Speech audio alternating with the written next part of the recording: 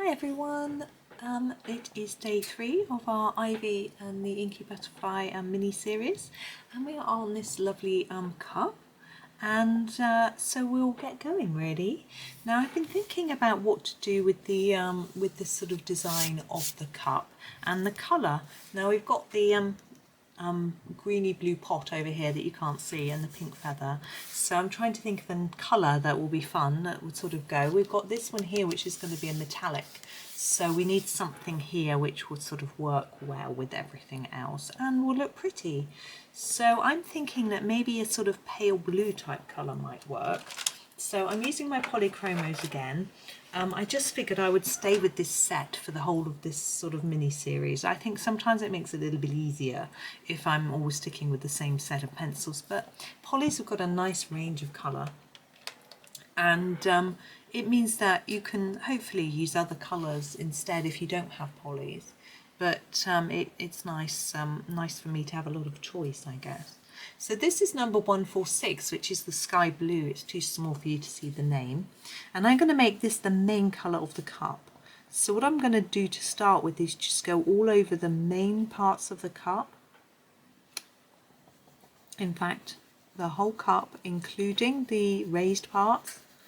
Or I'm thinking these are raised parts. I'm just going to go over the whole cup in a light layer of sky blue. It's very similar to what we did with the jar, the magic jar. I don't know if you've watched that one yet. It's a real fun one to do actually. It's quite fun trying to imagine what a jar of magic might look like. I mean, obviously it might not be supposed to be a magic jar, but that's what it looked like to me. So here we have our initial layer of blue. Okay, now you probably can barely see it. My light is quite glary, it does bleach things out a little bit. But that's okay, we're going to use a darker colour next. So in the Polys, the next colour, Ultramarine, works very well with the sky blue. It feels like it's from the same blue family, and it's next to it in my tray. So I'm just going to give it a sharpen, and what I'm going to do is do a few, start to add where I would like it to be a little bit darker.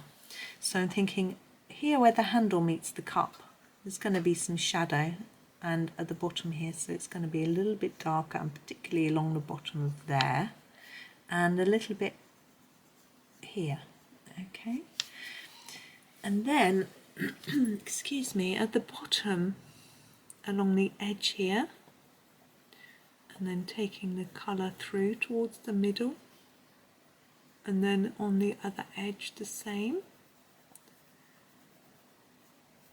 like that. And under here it's going to be quite a bit darker because I feel that this cup would sort of be overlapping, so I'm going to put quite a dark layer in there and then a little bit from each side, and we will darken this up a little bit with another blue later.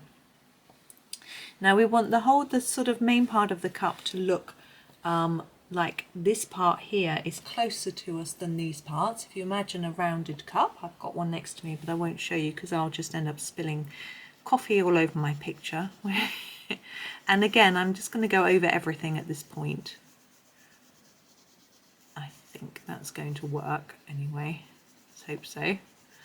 And take some of that darker colour in towards the middle. And I'm sort of fading as I go. So basically along this edge, I'm doing more layers. I'm not pressing really hard though, because I've got other colours to go on top, so I need to leave some tooth in the paper.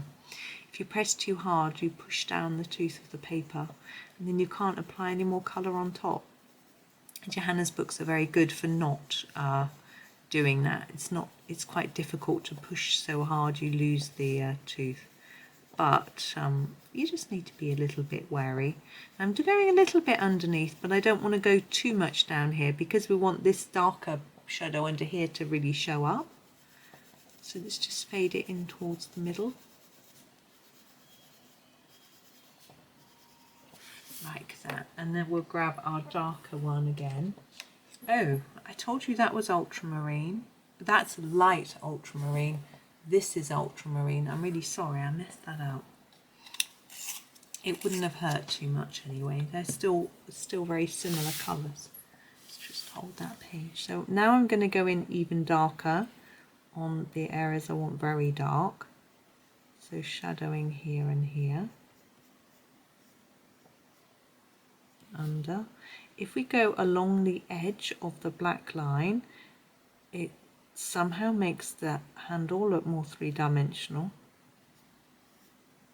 I don't know why, but it just seems to. You may not see that. I'm so zoomed out, I'm sorry. But if you watch my first video, you'll understand that I'm struggling with I can't get the top of the page under my tripod. As we move down the page, it will get a lot easier. Now remember this bit here, I want it to be quite a bit darker because I'm thinking there's a shadow. So I'm going to get quite a lot of colour under here.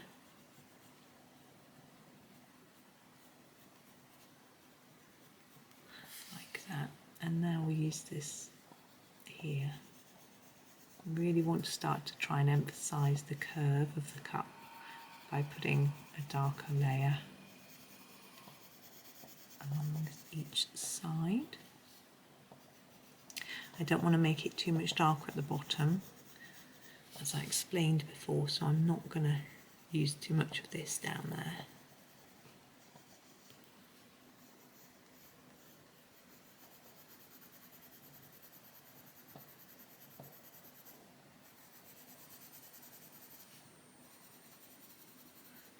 Trying to blend it across.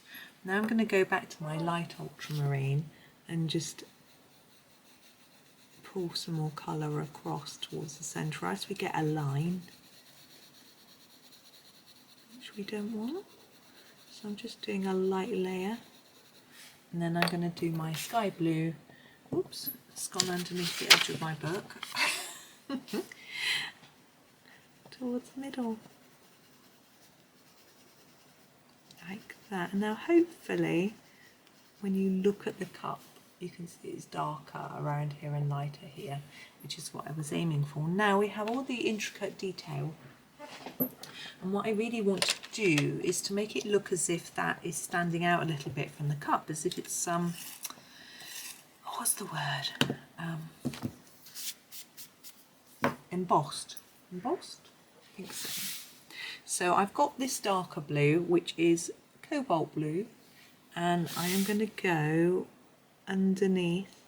So I'm going to go just over the black line and under it as well, like that, to try and form a shadow. And I'm thinking about the light's coming from the top, I'm thinking. So the shadow is going to fall underneath this embossed piece. It's not necessarily going to be very much above, only underneath. So I'm thinking about all the bits of the shape that would have shadow underneath them.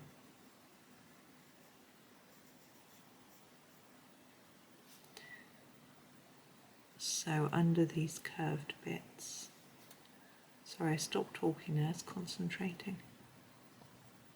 I was watching a TV programme the other day, and it was a quiz show actually, and they had all chefs on there doing the quiz, and they were saying how, because they're TV chefs and they don't know how they can talk and cook. And I was thinking about how I talk and colour at the same time. Sometimes it can be a bit tricky, but at least I'm not wielding a knife, which I could potentially cut my fingers off with. It's just a pencil. They're not too harmful. So under here you can hopefully see what I'm doing. And then we've got these dots at the top, doing a little bit under them. It's quite tricky. I'm going to do my best. It's quite hard to see quite what you're doing.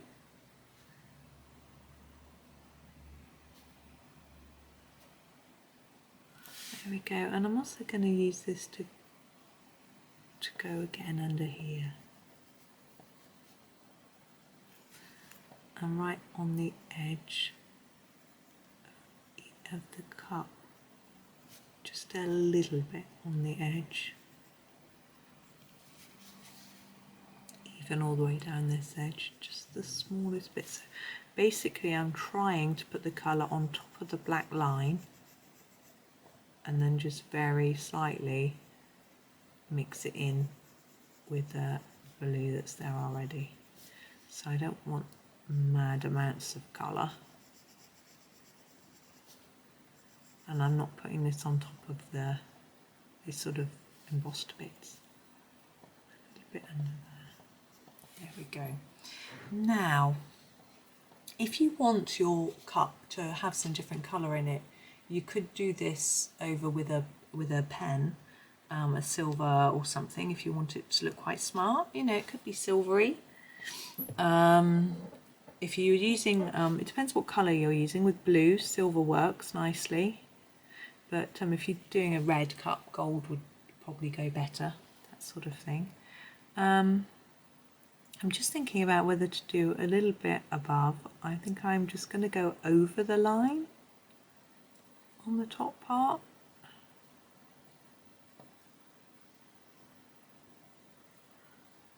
Now, following Johanna's lines can be quite fun, and it's actually, if you want to start learning to sketch or draw like Johanna, like she encourages us to in some of her books, tracing over what she's done is really good. It helps your hands start learning those patterns. So a little tip for you if you're thinking of drawing. It's not really my cup of tea, haha. But there we go. I am going to keep that. Oops, just not my pencils. Now, I'm trying to think. I feel like I want a bit of something more on there. I feel like it's a little bit plain, as it's all the same colour. I'm wondering whether I want to do my embossed bits with a different colour. I know I've done them blue. Maybe I just want to add a bit of shine. Let's just try that. So I'm going to use my white Posca pen. This is the PC1MR. I don't know where it says that. There, PC1MR. Give it a shake.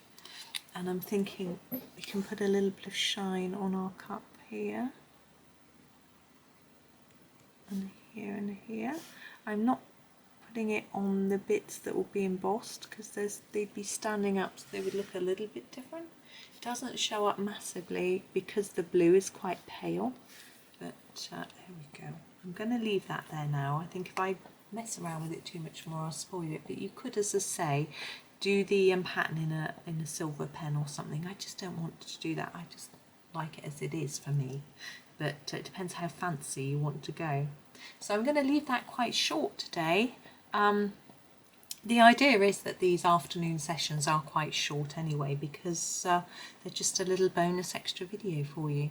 So thank you so much for watching. I hope that's been okay for you and given you a few ideas. Have a lovely rest of your day and happy colouring.